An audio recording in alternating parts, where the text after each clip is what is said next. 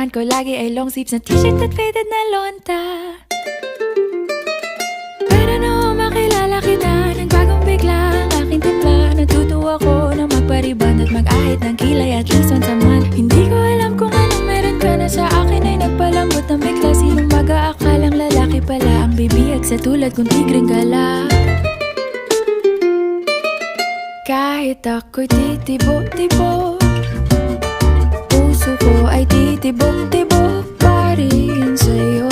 Isang halik mo lamang at ako ay tinatablan, at ang aking pagkababae ay nabubuhayan na para bang bulaklak na namumukadkad. Dahil alaga mo sa dilig at katamtamang sikat ng araw-araw mong pag-ibig sa aking buhay.